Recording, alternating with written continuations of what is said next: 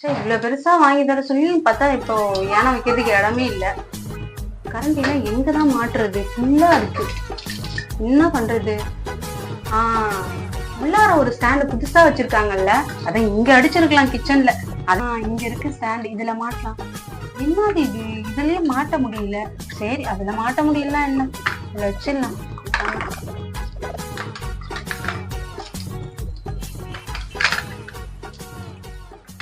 தம்பி கீழே இல்லாம இருக்கும். சூப்பர். என்ன ஒண்ணு, இந்த கம்பி எல்லாம் பெருசா வாங்கி வச்சிருந்துருக்கான்.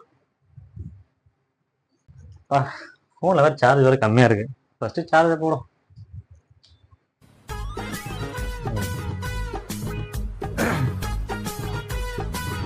பின்னு வேற சரியில்லை. பின்ன மாத்தணும் ஃபர்ஸ்ட்.